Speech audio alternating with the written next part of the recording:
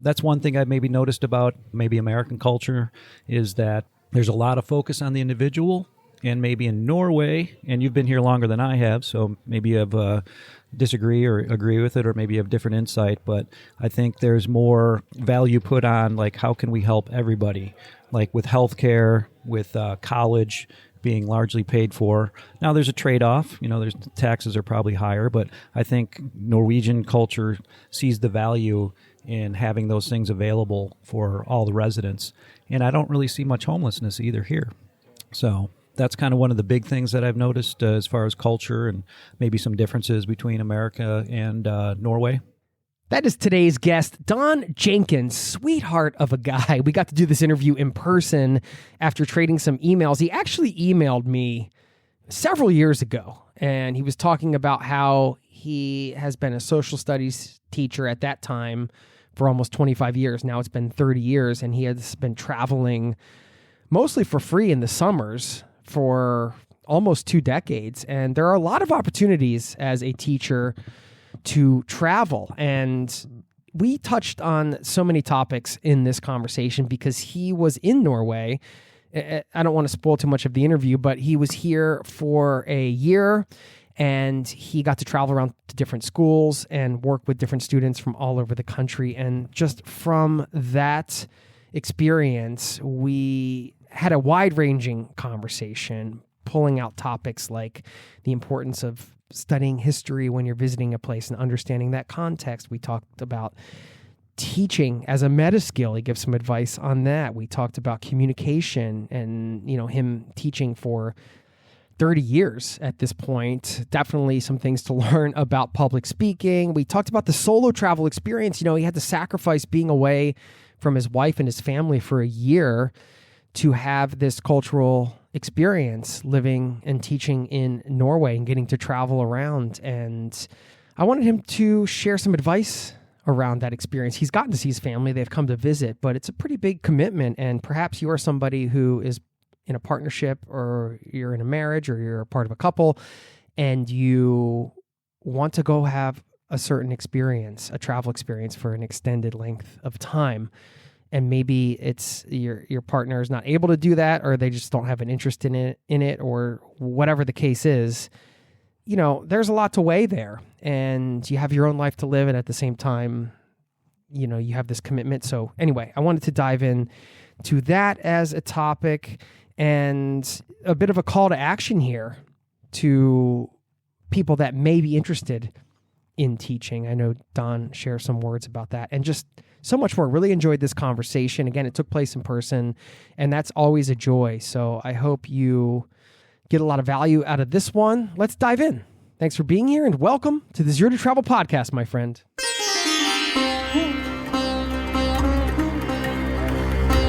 You're listening to the Zero to Travel podcast, where we explore exciting travel-based work, lifestyle, and business opportunities, helping you to achieve your wildest travel dreams. And now your host, world wanderer and travel junkie, Jason Moore. Hey, it's Jason here with ZeroToTravel.com. Welcome to the show. Thanks for hanging out, letting me bring a little travel into your ears today. This is the show to help you travel the world on your terms, to fill your life with as much travel as you desire, no matter what your situation or experience. And you heard at the top what's going on today.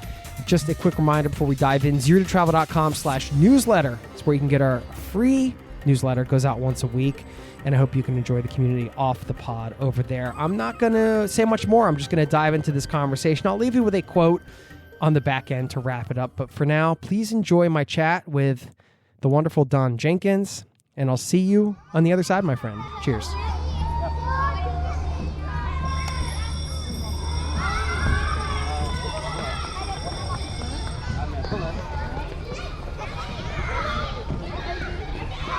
Don Jenkins, welcome to the Zero to Travel podcast, my friend. Thank you very much. It's good to be here. We got high-fiving in the beginning. All right.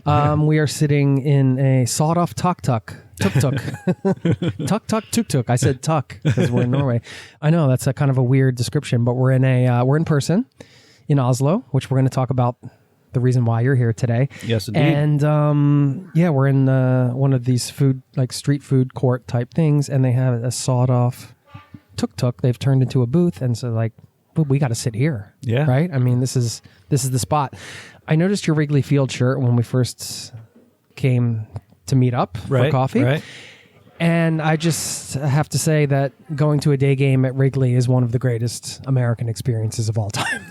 I'm not going to disagree with that. I've been doing it since I was probably 6 or 7 years old. In Chicago. When tickets were $1, yeah. Taking the L down there, and Nice. my brother would take me, and I've probably been over 100 times, and through the good times and through the bad times, Yeah. too. Yep. It is a spectacular, like quintessential experience. The whole thing, the neighborhood around Wrigley, the baseball game itself during the day, the atmosphere, it's awesome. Yeah, Wrigleyville is fantastic. There's lots to do. You're kind of close to the lake, so Yeah. That's definitely something you have to do, even if you're not a huge baseball fan. If you're in Chicago, I agree. If you're in America traveling and you get a chance to do it. You grew up in Chicago, but you don't live in Chicago, and you're not even living where you are living right now. Do you want to share with everybody like where you normally live and what you're doing in Norway? So normally I live in Oak Harbor, Washington, which is about an hour and a half north of Seattle, and Yeah. I've been teaching there for 27 years. And about 10 years ago, I heard of this opportunity where you can, as an American teacher, you can go to Norway and live and travel around Norway for a whole year. Yeah. And you visit schools, and you give workshops on American history and government. So last year I applied to it. My kids are in college now, and I talked it over with my wife, and she kind of gave the go-ahead to apply. And I got chosen to go. Wow. And I've been here since last August. And I'm living in Oslo on the weekends, but my main job is to travel to schools all over Norway. So up to this point, and we're about 7 months in, I've visited about 35 schools and 5,500 students I've talked to, in addition to about 100 teachers for teacher workshops. And I was thinking about it. I've been teaching for 30 years, and I probably have 150 kids or so per year. Yeah. And so I've actually seen more kids this year and taught more kids this year than I have over my 30 years. Okay. Wow. So it's been so much fun. It's probably been the most fun I've had. Kids really appreciate me being in their classroom. Yeah. And we get to talk about American history and government, and I answer questions that they have about other things, like kids want to know what do I think of Norwegian water? Delicious. It is amazing. They also ask me about Norwegian chocolate, which there's a chocolate bar here called Kvikklunch. Yep. And I apologize in advance. It's like a Kit Kat. Right. Basically. Right. Yeah. But I apologize in advance to all my Norwegian friends with my pronunciation. But all the kids want to know, like, is the Kvikklunch better than the Kit Kat? Yeah. And I have to say yes, or else they would probably carry me out of the room. But what's your real answer? Yeah. Oh, I think it is. I think it is. Yeah. How about you? You've had both, I'm sure. I'm not much of a fan of Kit Kats in general. Oh, okay. So I'm more of a Reese's peanut butter cup kind of guy, and they okay. don't have peanut butter cups here. All right. So, well, they have Reese's, but not.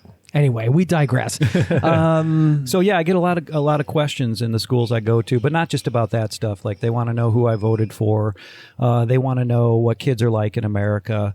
So it's been it's been an enlightening experience, but it's been a lot of fun too. Yeah. I mean, enlightening in what way?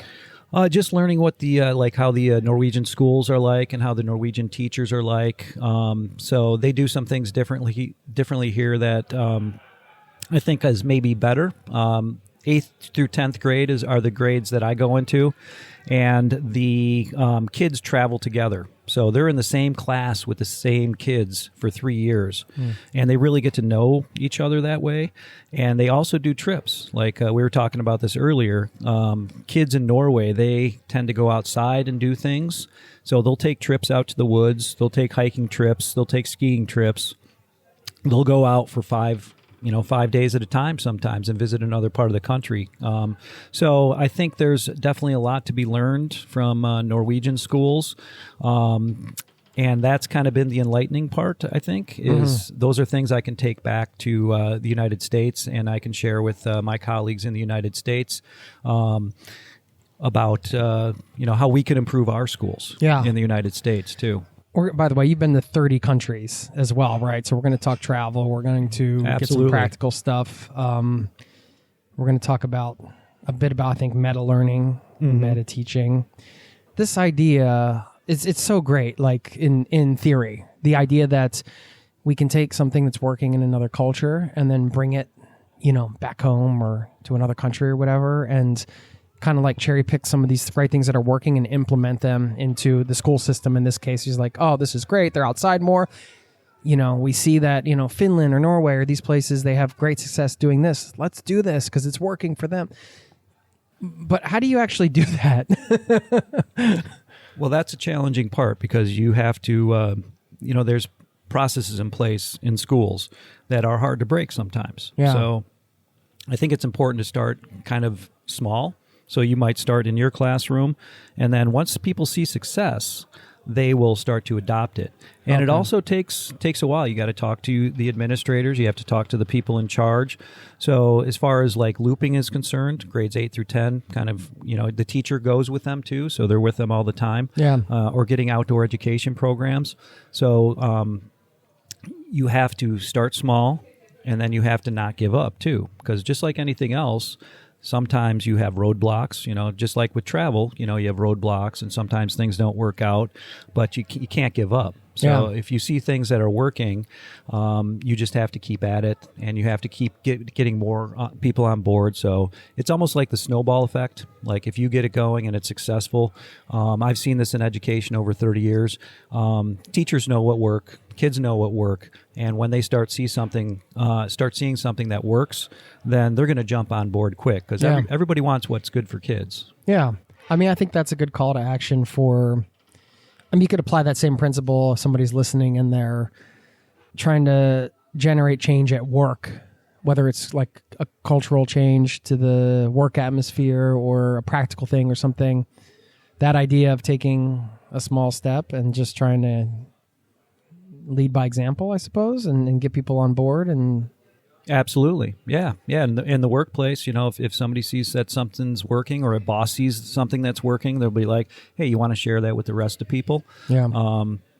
And then in the teaching world, same thing in like the business world. You can have workshops for bigger audiences. So, I think starting small is the way to go, and success will breed success, and people will be wanting, will have interest in that. Yeah.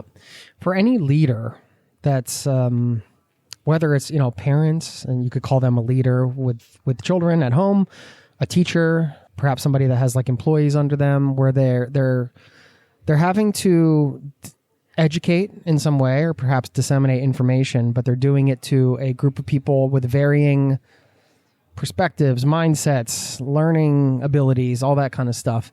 When you teach these workshops about teaching, because you're teaching teachers about teaching in some ways, what are some of the key things you kind of hone in on, like that we could learn from you today? Well, I would say one of the things is, listen to the teachers, and collectively, the teachers that I've had in workshops, they have a lot of experience. So I don't feel like it's just me up there saying, this is how we do something. Right. Like I have a workshop on AI in education and how to use it for teachers to save time, but also, what about students? Should students be using it? How do we use that in schools? And all the teachers that I've been to, some of them, are very knowledgeable about AI. The last school I went to, one teacher was getting a degree in it. And then some teachers are like, I don't know what to do. Yeah. I don't know anything about this. And it's changing all the time. So I think it's kind of like the design thinking approach. What do the people need? What do the teachers need? What do they want to learn? And then you can kind of share ideas, and they come up with a lot of ideas I never thought of how to use AI or how it's working in class. So I think being a leader, you have to just assume you don't know everything, and that you can learn from everybody who, you're talking to or holding a workshop for. And it's the same thing with students too. Students bring a lot of knowledge to classes too. So it's just not me disseminating information. It's how can we attack these problems together and make our classrooms better and make it better for students too. Has your time here changed the way you see your home culture? Yeah, I think I've definitely learned some things that, I think I've become more patient maybe. So, American culture has some similarities to Norwegian cultures. There's a lot of Norwegians that settled in America. There's a lot of Europeans that settled in America. So we do have a lot of things in common. But I do like, and the kids ask me this sometimes, like how is Norwegian culture different from, American culture? What's the biggest culture shock that you've seen here? And, I've been thinking about it over the last 7 months. And I think one of the things that I've noticed here that I think is a good thing, people might not agree, but I think there's more of a stress on the common good here. America's kind of built on individualism, which is a good thing, I think. But I think there's got to be a balance between individualism and doing what's good for the common good, which I think can also be good for the individual. Yeah. So that's one thing I've maybe noticed about, maybe American culture is that there's a lot of focus on the individual. And maybe in Norway, and you've been here longer than I have, so maybe you have disagree or agree with it, or maybe you have different insight, but I think there's more value put on, like, how can we help everybody? Like with healthcare, with college being largely paid for. Now there's a trade-off, there's taxes are probably higher, but I think Norwegian culture sees the value in having those things available for all the residents. And I don't really see much homelessness either here. So that's kind of one of the big things that I've noticed as far as culture and maybe some differences between America and Norway. You're thinking about this stuff a lot, I'm sure, because you're here by yourself. You're also traveling around and taking in new environments all over this country. I mean, you can't help but kind of face these questions in some ways, right? Like it's in your face every day. In a lot of ways, yeah. Yeah, and the kids ask me the questions all the time, too. So it's probably more heightened than my perspective because it's just like sort of my daily life now. Sometimes it gets just caught up in this is just where I live. But do you feel changed fundamentally in some way just by spending time here alone? I mean, there's a lot of dynamics to this, too, because you're away from your wife. You guys have been married almost 30 years. Almost 30. Congratulations. Yeah, thank you. Thank you. Which we can get some advice on that too, because there's probably some people listening that perhaps they're in a partnership, maybe not a 30-year partnership, but a partnership, and they want to travel and their spouse doesn't, or not at all, or maybe in this case, like they just didn't feel like going on this particular adventure. Kind of negotiating that. I just wanted to hear some of your advice on that too, but. Yeah, I think communication is key. So before I even applied to this, I talked it over with my wife and, what would happen if I did get chosen to come here. So I think just communicating, what you want to do and see, what your partner thinks about it, and just kind of negotiating, like, how is this going to work? Am I going to stay home or am I going to go with? My wife likes to travel, but she ended up not deciding to come here. She could have come if she wanted to, but we have a house at home. We've got other things at home. So I think just talking and discussing and kind of going over what is this actually going to look like and how is this going to affect our lives. So I think that's very, very important. And then you have to know what the other person wants too. Maybe there are some things they've been thinking about that they want to do. Can you kind of make, I don't want to say a deal, but, a lot of it is negotiation. Like, this isn't the first trip I've gone on, but, 15, 20 years ago, I started doing teacher professional development. And I would go to Germany for a couple of weeks, or South Korea for a couple of weeks, or Japan. And we had kids. The kids were younger. So we would have to talk about that. Yeah. And then, so, she likes to go places with her friends for like the weekends. So, I had to set aside time. And I loved to, because I loved hanging out with my kids, coaching baseball and going hiking and stuff. So I think you just have to make sure that you're not just thinking about yourself. You also have to consider, what your partner wants to do and how they feel about it too. And there's been some trips where I'm like, I've been gone too much, so I'm not going to go. Yeah. So sometimes you got to know when to say no. Yeah. Yeah. Okay. As hard as it is, because I've been very fortunate.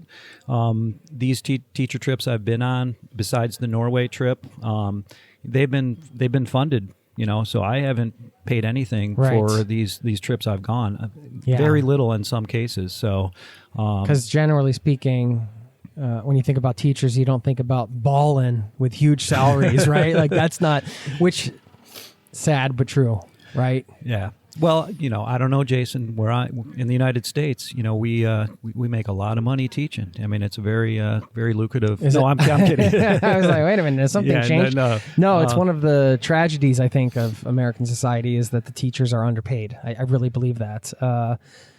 And that means less people are going to go into teaching. And I know that that was one of the things you wanted to talk about today. When you sent the email, decided to meet up, you're like, hey, if we do a show, I'd like to just talk about encouraging people to teach, because there's two sides of this. There's also the travel side of it. So I know everybody listening, this might not apply to everybody, and everybody's not going to just jump off this podcast and become teachers, but it's fair. I mean, you got this platform, and share your experience as a teacher for decades and what that's done for you personally, travel wise. And I'd just love to hear your thoughts on. Yeah. I mean, a lot of teachers, they say I wanted to be a teacher since I was like 7 years old. So I wasn't one of those teachers. When I was a college sophomore, I had to decide what to do and to declare my major. And I kind of looked in the book back then where you decided your major, and I wanted to make an impact on the world. So I think, that's a big thing that you can do with teaching, but you can do it in other professions too. So I decided on being a teacher because I wanted to also coach. I love sports, and just working with kids I thought would be interesting and worthwhile. And that's why I got involved. And I think maybe a lot of people are kind of scared away from going into teaching now, but it's such a rewarding profession. And a lot of states pay really well. So and I'm not going to say that teachers don't get paid much, because my state, Washington, pays really well, but I have other teacher friends where they don't get paid very well. Yeah. But if you take a look at everything overall, it is something where you can make a tangible impact on kids' lives, and they will remember that. So Absolutely. You have to look at the positive things. I'm still friends with kids I taught back in Illinois, and they're approaching 50 years old now. Mm-hmm. And, I learn from them too, with their lives. So it's awesome to see kind of the direction they've taken and the things they've done in their life. And that's why, I went into teaching, and that's been the most rewarding part, is just the people part. Yeah. And the same thing with the kids in Norway. It's like you're having an impact maybe on a shorter term, but that is the reason why I got into teaching. I think that's why, people should consider that. But you can also do that in other professions too. Yeah. So it's not just teaching, but sure, you kind of have to consider, what you want to do. And but you get flexibility to travel too, because you get your summers off. You get these opportunities like you've been able to take advantage of. I don't know, that's not every teacher that gets to go to Norway for a year and travel around and do this sort of program. But yeah, if there are any teachers listening and they want more information on those types of opportunities, how can they get in touch with you? Well, I do have an Instagram account, but it's not, I don't have a whole lot of followers, but you can go to Norway DJ, and you can find me there and send me a message. That was available? Norway DJ? I know. I went with DJ Norway first, and that was taken. So I had to go with Norway DJ. Yeah. So that would probably be the best way. Yeah, because with Don Jenkins DJ, that's a tough handle. That could be a tough handle to get. You know? I'm not much of a rapper, and I'm not like mixing tunes on the weekends, but that would probably be the way to find it. Way to find me. Yeah. And then I also have a Facebook page, and I try to post updates on my travels. But the saying is like some people in education, they're like, hey, why'd you become a teacher? And the joke is June, July, and August, because you get those months right. off usually. So yeah, there's definitely some benefits to that. And in education in the U.S. at least, there are lots of opportunities for professional development. And I started off traveling in the U.S. and going to history conferences and history experiences. So I got to go to Philadelphia and D.C. on a teacher trip. And then it's one thing leads to another. So you never know where it's going to lead. So I think that applies to any profession or even traveling too. So, you meet one person in one country that might lead to you going to that country. Who knows? Maybe you get married to that person. So I think it's it's good to be open to opportunities, no matter what profession that you're in. Yeah, that's great advice. The being open thing is, I've found, at least from my own personal experience, that, and just through a lot of conversations, that the more open you are, the more willing you're kind of to do different sort of things, the more travel you can add into your life if travel's your passion. And I'm guessing it is at least one of your passions if you're listening to this show. Because if you're just like that person that's just, okay, well, like most of these people won't do this, but I don't care, I'll go. You know, it takes me somewhere else. I'm just going to have this experience, even though it might not be your dream job or whatever. I'm not referring to teaching, but just in general, being open and flexible. I found that is such a great way to see more of the world, because you're just opening yourself up to different opportunities. All right, I have a question around Scandinavia, and I mean, I'm asking you this because you're here by yourself. You've spent 7 months here now, right? Yep. And notoriously expensive, as travelers always see it. And of course, yeah, compared to like going to Southeast Asia or something, if you're talking from like a US dollar standpoint, definitely more expensive. But that doesn't mean prohibitively expensive if you're doing it correctly. And I'm just asking you this because this was all through fresh eyes with you, right? You're here in this expensive place. You know, how do you advise people visiting to do it in a way where it's affordable? Yeah, I think planning ahead is key. So, like, I have to book a lot of trains. You know, I've probably taken 100 bus trips. I've probably taken 30 train trips. I've been on the plane. I've been on the buses. I've been on the ferries. So I think planning ahead can save money, because the farther out you plan, the cheaper the tickets will be. So I think that's one key. As far as food is concerned, I have noticed the Norwegian restaurants are... You're eating a lot of hot dogs from 7-Eleven? Has your hot dog consumption gone up? Thankfully not. They eat a lot of hot dogs here. That's what I've heard. I've seen that, the deals in Narvesen. So yeah. I'm still here after 7 months, so I haven't eaten too many hot dogs. I'll save those for Wrigley Field. Look out, Joey Chestnut. That's right. The Black Widow. So yeah, just going to stores. I think getting food at stores, I think that's pretty comparable to the United States as far as price. And then I came across this one app. It's called Too Good to Go. Yeah. And somebody told me about it, and you can get deals in this is worldwide too. You can get deals of food that the restaurants or the stores, they're not going to be selling out of for that day. So you could get hot dogs if you want. You know, if you want to eat hot dogs every day. I don't know if that's the thing I want to get. You know, or how about nachos? Yeah, nachos? okay, sure. Okay. So that is a good way, and you can get a variety of food too. So I've used that quite a bit, and in Good to Go. Too good to go. Too good to go. Too good to go. Yeah. Too good to go. Too good to go. Yeah. Like, you can't just throw it out. Right. Yeah. Yeah. Okay, got it. Yeah.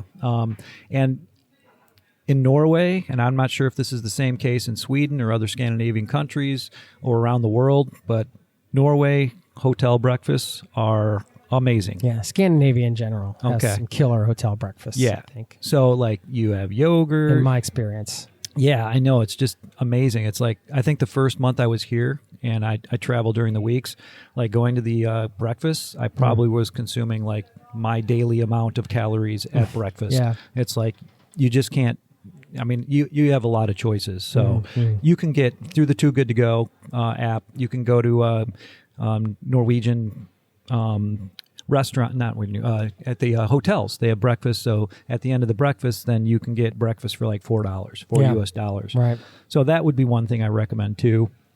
And then a lot of times there's is that through the app, or that's through the app. Okay, so you just put your credit card on there, and then you just simply tap on the one that you want to do, and it said thank you for helping out, and it tells you the time that you have to show up to pick it up, and it's very, very simple. So if I see something I like, within 5 seconds I can be having my my dinner meal for $4 instead of $15 or $20.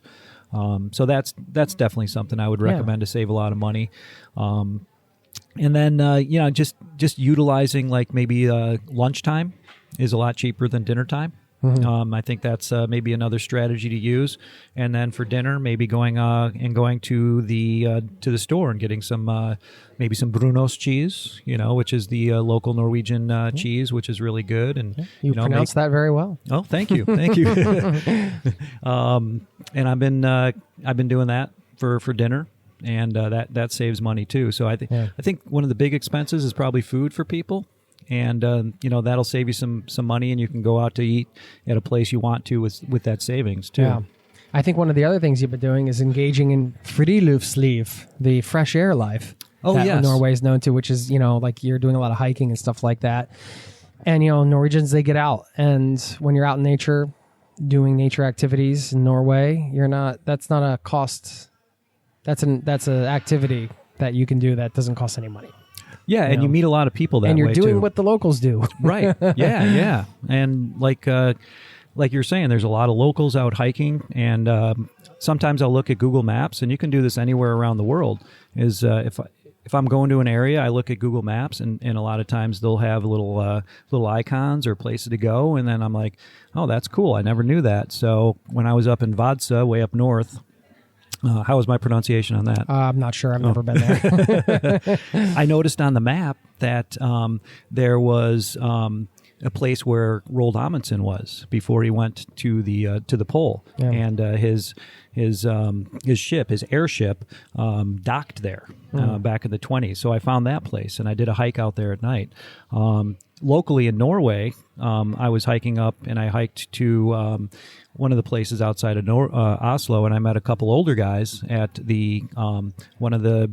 Maybe you know the name for it, but it's they sell food there. It's up in the like Oslo Marka or Nordamarka, but I met them there, and I started talking to them, and we talked for like 30 minutes, and they told me, Louis Armstrong came to this hut back in the 1950s when he was playing here, and I didn't know that. Yeah. And then I was talking to him about going to the sauna too. So I think just kind of keeping an open mind to that, and people are more than willing to talk to other people. I found all over the world, and Norwegians kind of a lot of people say, well, they're not very talkative, but I've found once you start talking or you just ask a question, then then you're just going from there, and people will talk to you all day, and you'll learn a lot that way. So that would be another recommendation is, just walk around.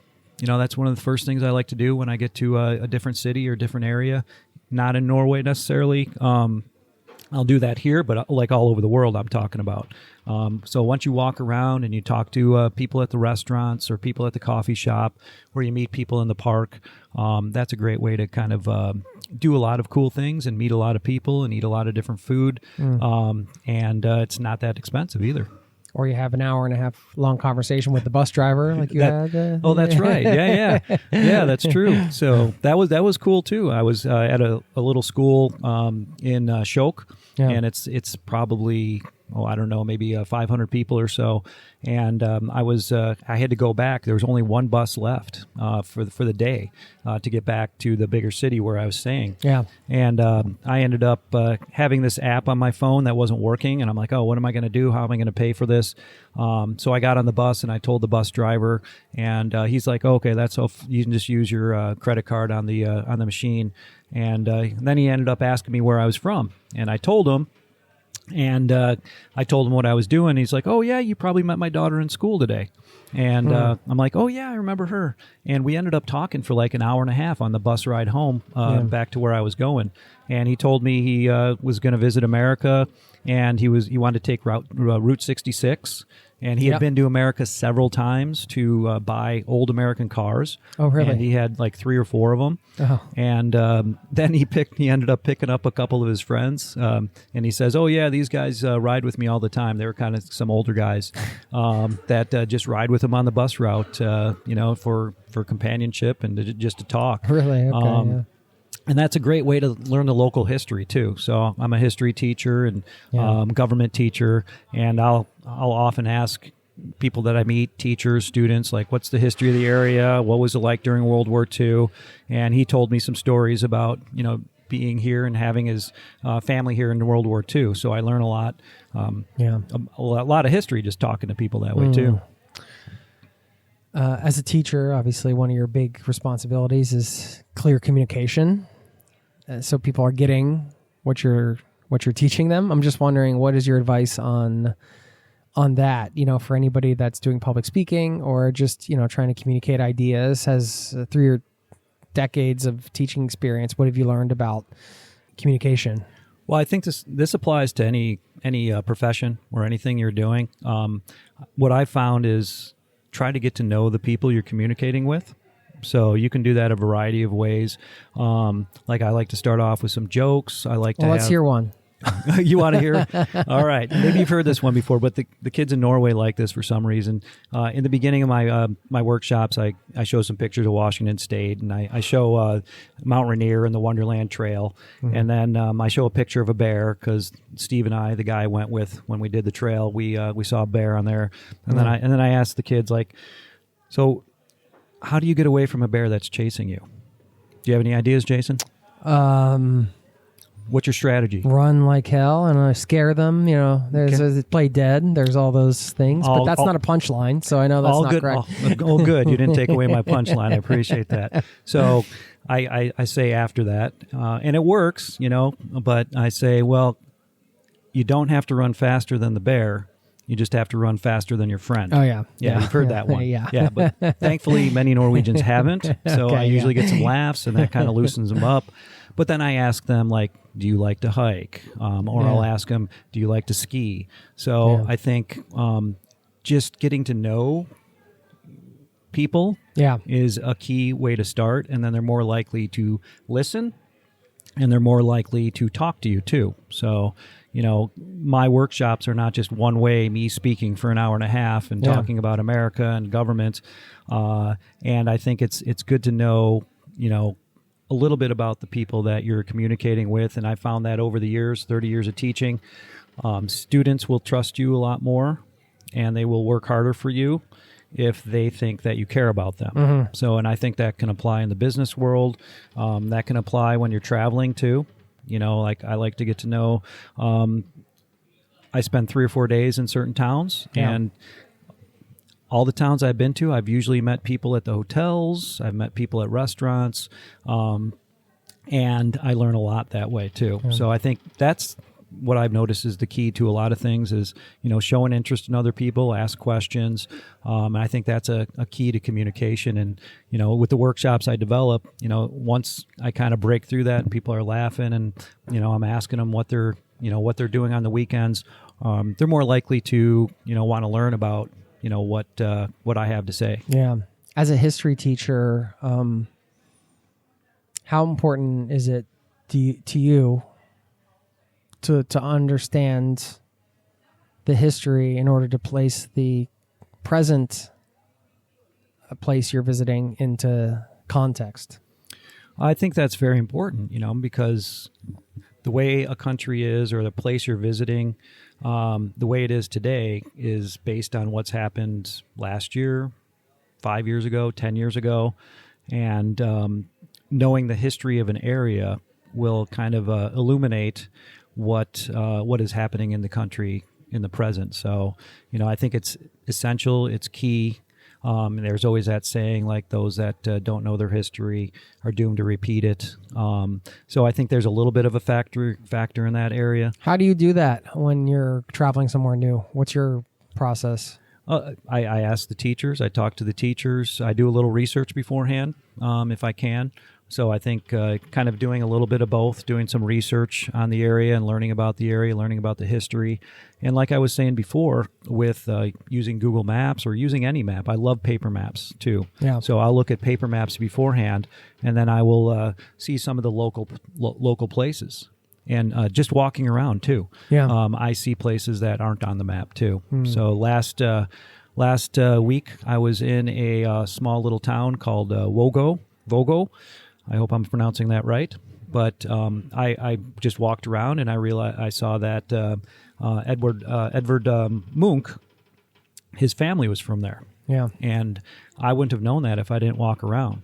And I also learned there's a trail that he took from Bestheim to Vogo, and it's like 50 kilometers long. So I'm hoping to go back and talking to the locals and talking to people is probably the best way.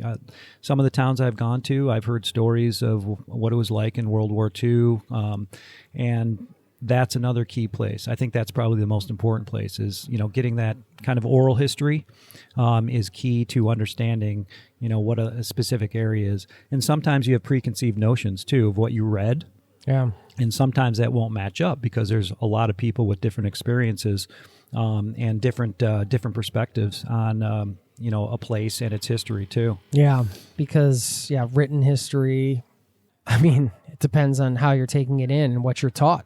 America is a great example of a country that many say has fallen short on teaching history in a comprehensive way, from including all of the brutal history and the terrible things that happened with Native Americans, with African Americans, slavery and all that. And that's not like, it wasn't like that it was glossed over, but that it doesn't go deep enough. What are your thoughts on all of that?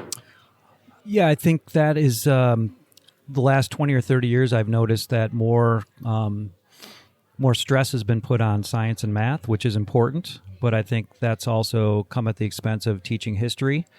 And you need to teach all the history. You need to teach all the facts. So it's important to teach about all the great things that America has done in the past with our Constitution, with the Bill of Rights, with revolting against the king and setting up a country that's based on people choosing their leaders. But at the same time, you also have to teach that we're a work in progress, and that when we originally became a country, not everybody could vote. Only white males could vote with property.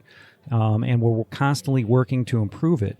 And if you don't know the history of a country, or if you don't talk about maybe some of the things that have gone wrong and have not been okay, such as with lack of civil rights or slavery, then how do you improve? How do you make your country better if you don't acknowledge some of the bad things that happened?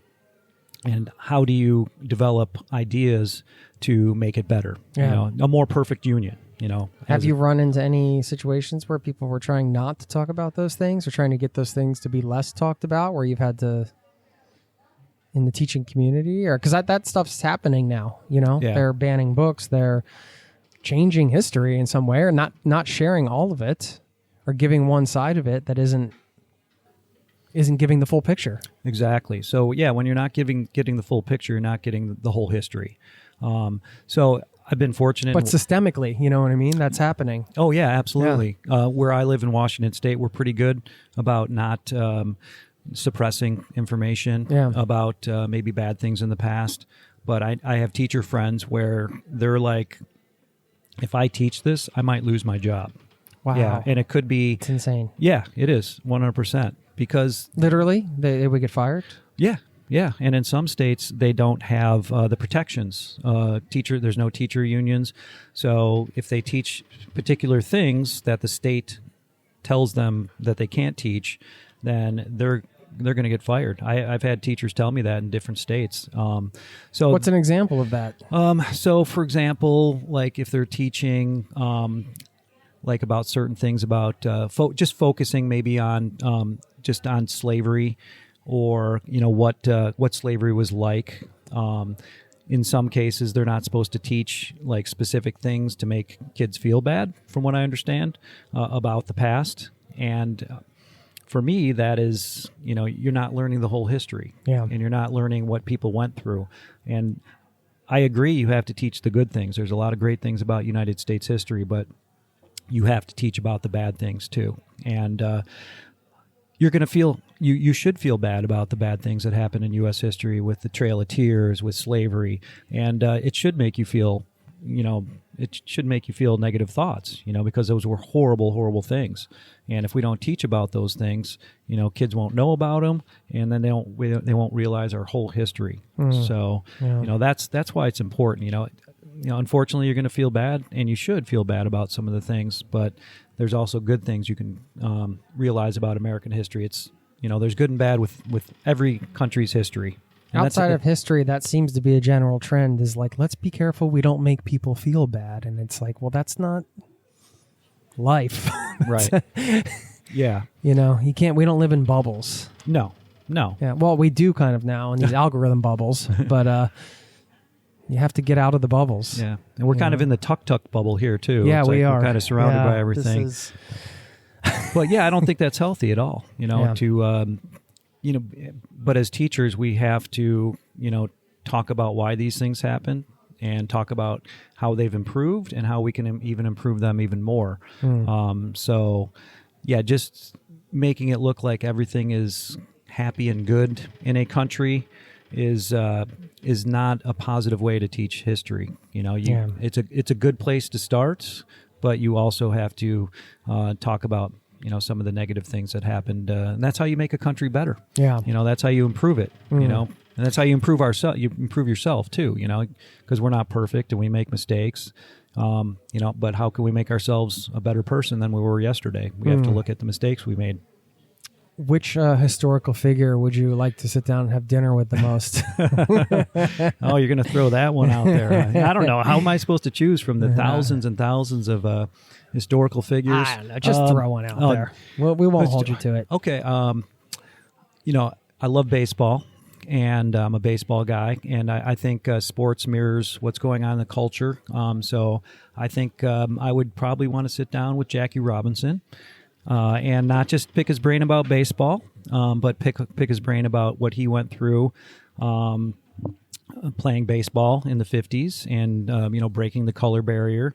But then a lot of people don't know about him is after his playing days were over, he was very much involved in the civil rights movement. Yeah. So, if I'm going to pick one person, I think I'm going to pick a combination of somebody who was involved in sports, but then also had an impact on the country as a whole. But that's just one example. I mean, I think that's a great example. Yeah. I mean, he is one of the most inspiring historical figures when you read his story and you see what he went through. And yeah, but I also like to, I think it's important in history to not just look at the well-known names and look at the normal everyday people and what they've done. So there's a lot of normal everyday people in American history and world history that have made a big impact. So there's a lot I'm sitting with one of them. Oh, right. Well, I mean, everybody remembers their teachers, and you remember the good ones. Well, yeah. They make a big impact, man. I would hope I've had an impact on some of my students, and they've definitely had an impact on me. So it's gone both ways for sure, but I appreciate that for sure. And that's one of the reasons I got into teaching is, I wanted to have an impact on the world, and I wanted to impress on students not only how important history was, but what you can learn from it and how you can use that in your own life. Yeah. Some of these historical figures, they went through a lot of bad things and a lot of horrible things, and I think we can use that in our own lives when we're having challenges, whether it's traveling or whether it's maybe losing a job. And we were kind of talking about this earlier. We've been I know I've been pretty fortunate in my life, but there's been a lot of people who've had really, really difficult lives. Yeah, and we can draw inspiration from them on a daily basis. Yeah, I think that you're right too with the studying a bit of history before you visit a place. I feel like everything that happened before sort of sets the stage for the present moment in some ways. Not that that's always perceivable on the ground, but to have this understanding of what people have been through, where they've come from, I think is huge. I always appreciated that about the guidebooks, and that they would, include this sort of historical section of the guidebook that wouldn't overwhelm you with you can't possibly understand an entire country's history brushing up before your trip, but you can get a sense of the things that have happened and what people have been through. And I think it does add a lot of value to the on-the-ground experience, personally.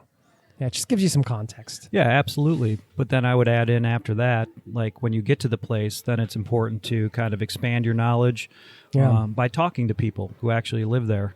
And a lot of things you see on the news, which you're talking about current events, that's why a lot of people travel is like, I'm going to go to that place and see. You're like a mini ambassador like for exactly. That's what these guys and gals that you're talking to at the schools, the kids, they're asking you all these questions because they want to know, okay, this is like a real American citizen. Like, what's going on? What do you think about this? That's a bit of a responsibility. Yeah, that's part of the job. That was why the Fulbright program was started back in the 50s, is that it was a cultural program, but it was a way to bring people together.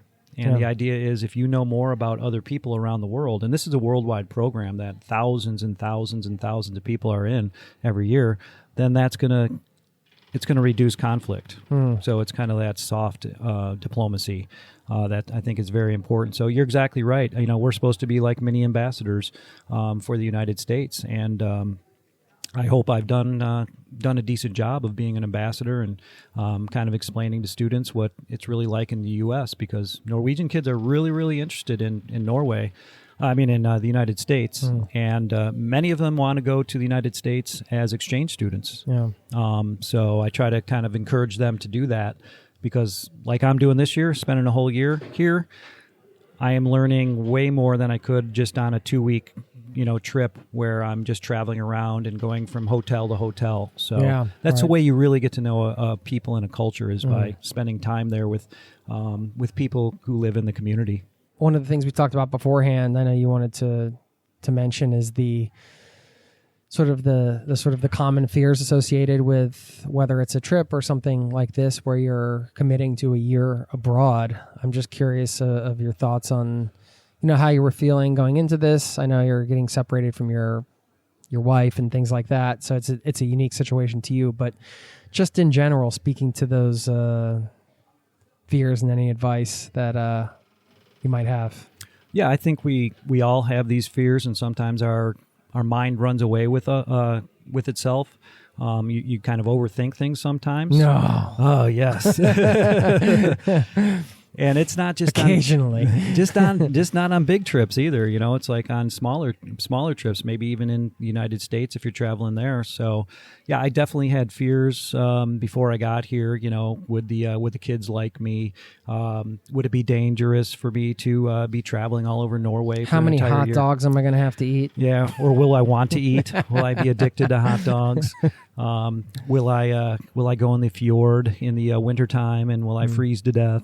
But yeah, the fear part of it is, can be consuming, but what I try to think of is, people have done this before, and people who travel, or maybe you're going on your travel trip for your first time, and maybe you're going by yourself too. I try to think like somebody has done this before. Somebody is then in that country, and there's probably many, many people in that country who are traveling alone that aren't from that country. So that I also try to realize in my mind, and I try to take care of that fear before it runs away. So the fears that I've had have not come true at all, just like they almost always never do. So realizing that and thinking that the worst thing's not going to happen.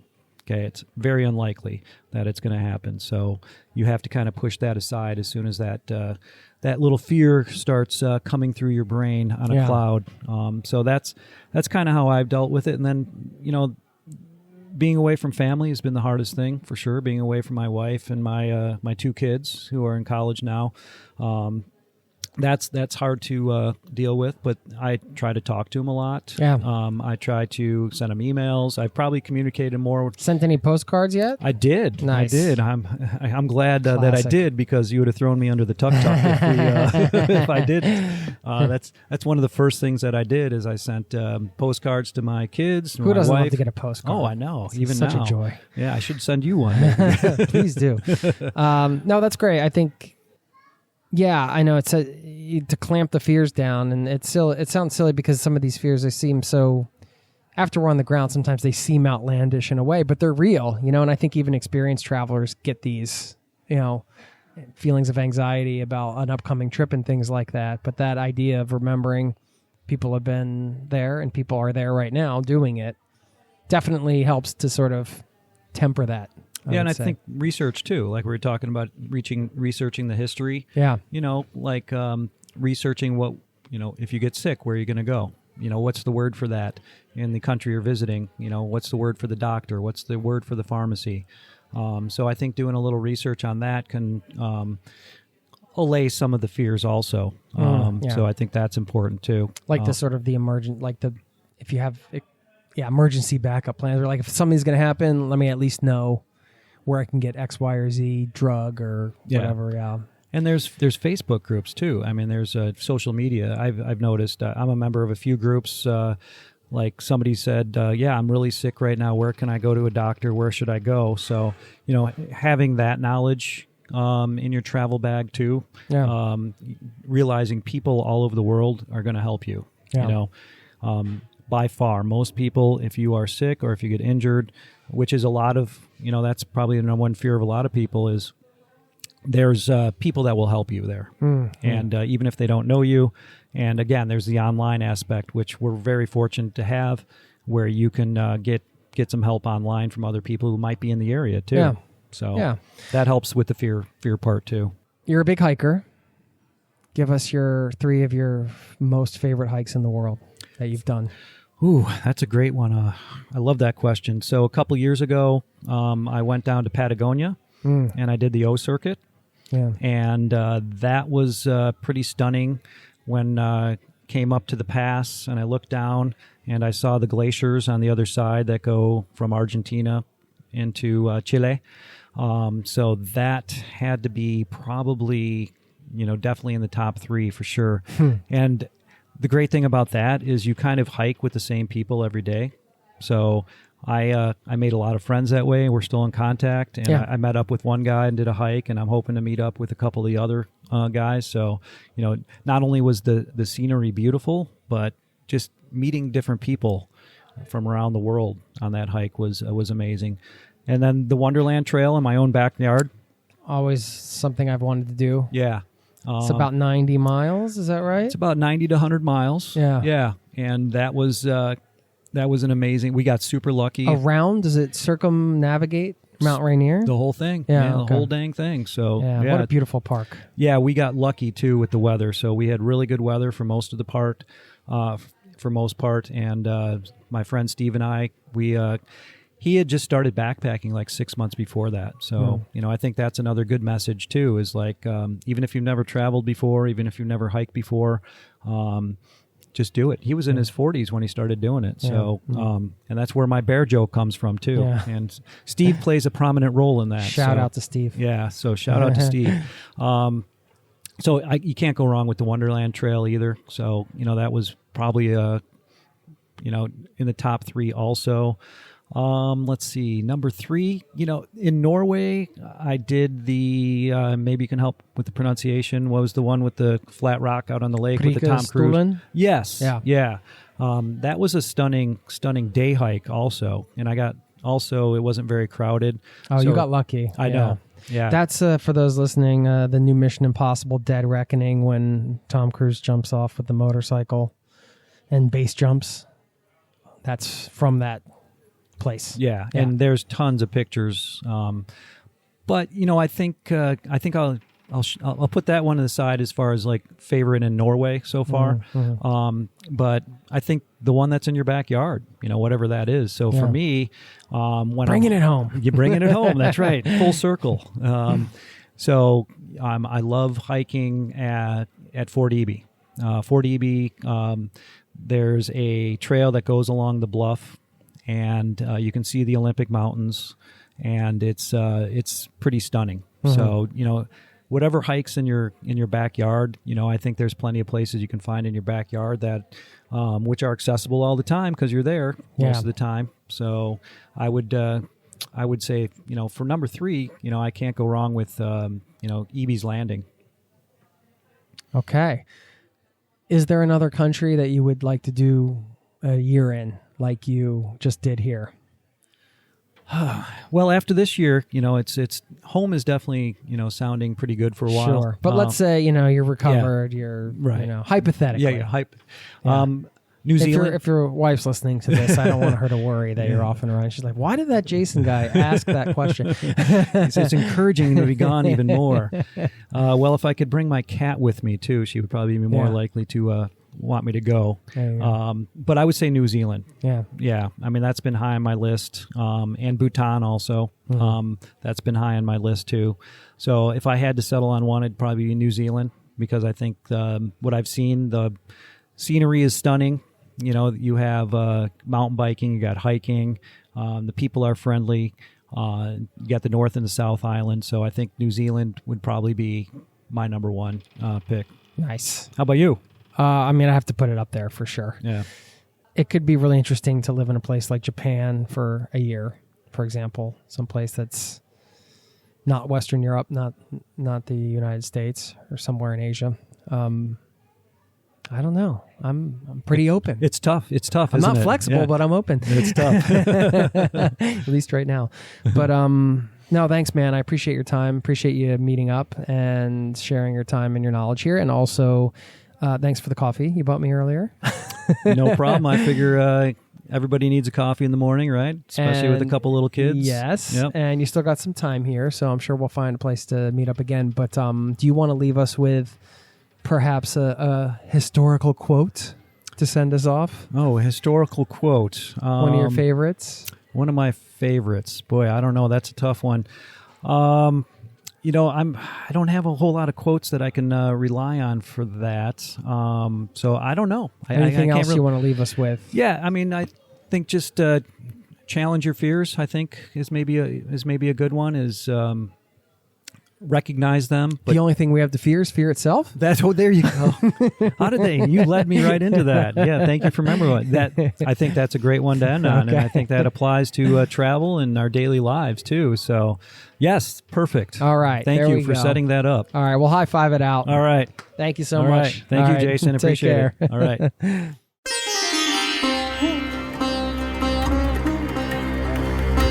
There you have it. Thanks to Don for taking the time to meet up and hunch over a bit with me in that sawed-off tuk-tuk we were sitting in Oslo, Norway. He is back home safe now, and it sounds like he did have a wonderful experience with his year abroad here in Norway. What a unique way to see a country. You know, his experience just reminded me of the fact that there are so many opportunities out there to travel. You know, I don't know what profession you're in or what you're up to right now, but, you know, sometimes if we just open our minds a bit, or we look around, or we intentionally do some research in a different way, we can find opportunities to travel that we didn't even know existed. I mean, this is what happened to me. You know, I was just applying for these random jobs when I came out of college. I didn't even really know what I wanted to do. I had all this debt, and I thought, well, what if I, you know, just look for some kind of job that required me to travel? That just changed the way I started looking for opportunities. And then I started stumbling upon, you know, seasonal work and all these sort of different things. And that's how I ended up initially working in the touring events industry as a tour manager, eventually working in music as a tour manager, and just doing all of these different things. I worked as a tour guide for an adventure travel company one summer, and, you know, got to get paid to travel all over. And it was an incredible experience and really kickstarted my life of travel because I was able to pay my bills and travel. And, you know, let's just keep our minds open. I know we've had people on talking about things like artist residencies. There's all these different sort of things out there, ways that you can travel. And maybe there are some hidden ones as we come up into the new year. I'm just coming out of this one. This is just sort of a spontaneous rant, but I just wanted to share that. Perhaps, you know, taking a look at your skill set or your profession or your interests and opening your mind to what opportunities are out there. Maybe you'll stumble on something new that you hadn't thought of that will take you somewhere unexpected in the coming year or in the near future. You know, who knows? I just want to put that out there as an open thing. I think it can be a helpful mindset to kind of go into as we often end up hitting sort of refresh, or maybe not totally hitting refresh or reset when the new year comes, but just kind of reassessing. It's just sort of natural, right? The calendar turns and we do kind of start assessing things and maybe looking for new opportunities. So maybe you can just parlay that little rant into, you know, some kind of thing for yourself. I don't know. You know, I'm just sharing. Here we go. That's what this community is all about. We just share, try to help each other out.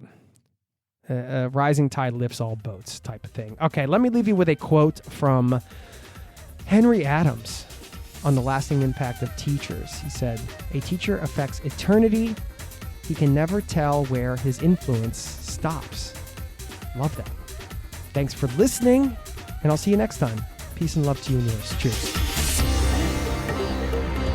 This podcast has been brought to you by ZeroToTravel.com. Ideas and advice to make your travel dreams a reality.